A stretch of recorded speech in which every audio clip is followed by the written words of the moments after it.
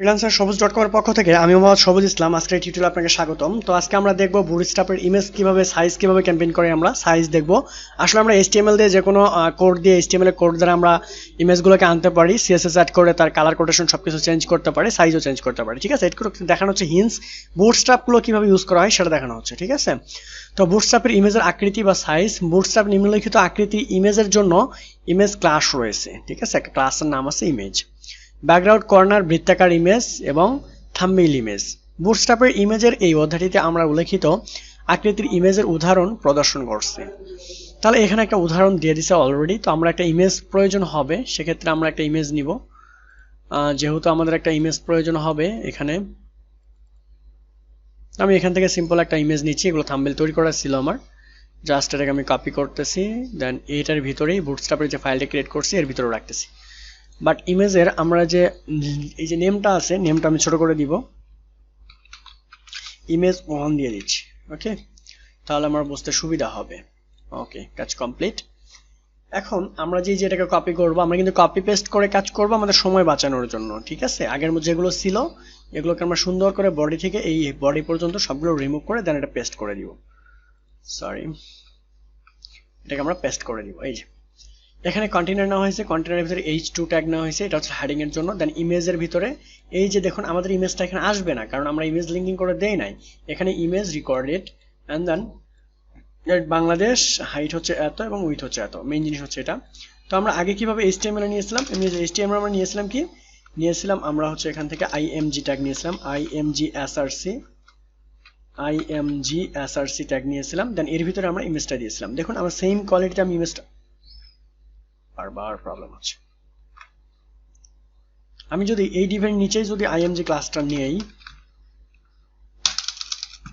আচ্ছা এখানে যদি আমি img যে ক্লাসটা আছে সেটা নিলাম, দেন এখানে আমি ইমেজটা দিয়ে দিচ্ছি, দিয়ে আমাদের অ্যালার্ট থাকতেছে এখানে। ঠিক আছে, অ্যালার্ট আপনি নাম দিবেন যেটা সেটা থাকবে এখানে। এখানে দিছে ইন্টারন্যাশনাল বাংলাদেশ, নিয়োগকারী বাংলাদেশ, আমি এটা দিয়ে দিচ্ছি অ্যালার্টটা এখানে। ওকে, দেন আমাদের এই ইমেজটা শো করবে ব্রাউজারে। রিলোড করতেছি, দেখুন এই যে বড় আকার ইমেজটা চলে আসছে, বাট ওদের ইমেজটা আসে নাই, কারণ হচ্ছে ইমেজ তো আমি এখানে লিঙ্ক করে দেনে আসবে কিভাবে। ঠিক আছে, তো এই যে ইমেজটা এখানে শো করাইলাম আমরা আমাদের ট্যাগে দিয়ে। দেন আমি যদি এখানে হাইট আর উইডথ সেট করে দেই, এখানে আমি সিম্পলি লিখতে পারি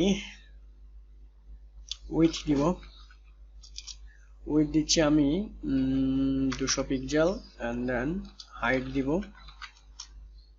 ও সরি এরর ট্যাগ হয়ে গেছে,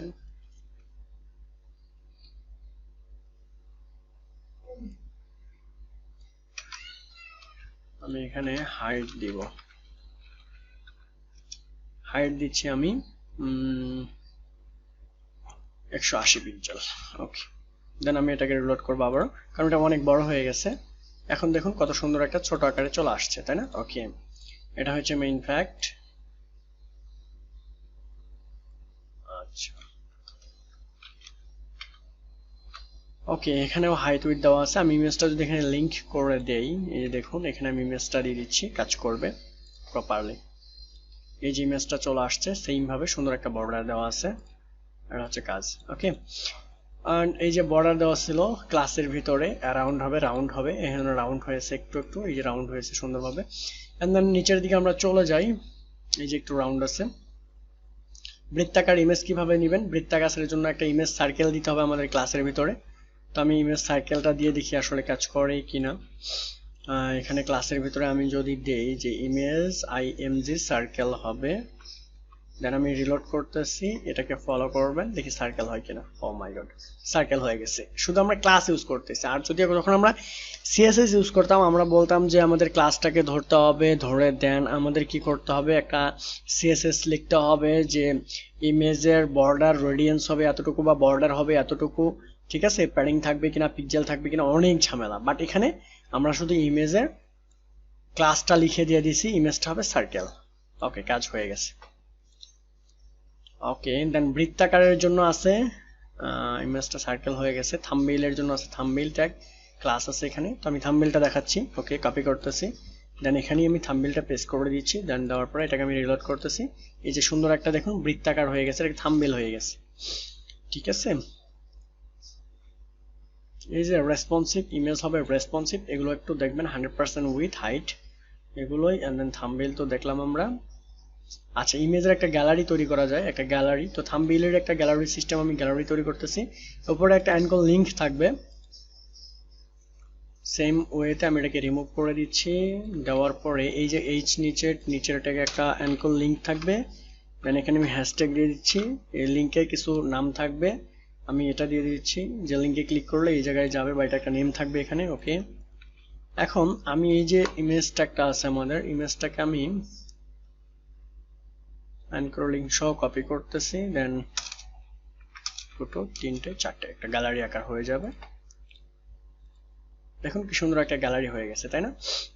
যেহেতু আমরা এখানে ইমেজের দিয়ে দিচ্ছি একটা সাইজ নির্দিষ্ট, ওই সাইজ অনুপাতে আসতেছে। ঠিক আছে, এই হচ্ছে কাজ, গ্যালারির কাজ। এই যে এখানে একটা গ্যালারি ইউজ করা হয়েছে, আপনারা চাইলে এখান থেকেও দেখে নেবেন। এরপরে আমাদের এখানে আছে আই ফ্রেম, কিভাবে কাজ করে আই ফ্রেমটা দেখবেন, অবজেক্ট এগুলোই আছে মূলত। ওকে, এগুলোই হচ্ছে মূলত আপনার আমরা যেগুলো শিখলাম ইমেজের জন্য, এগুলোই যথেষ্ট। আর বাকিগুলো কাজগুলো আমরা সিএসএস দিয়ে করে নেব, কারণ সিএসএস সবচেয়ে গুরুত্বপূর্ণ, সিএসএস সব জায়গায় কাজ করাবো। Thank you so much watching this tutorial.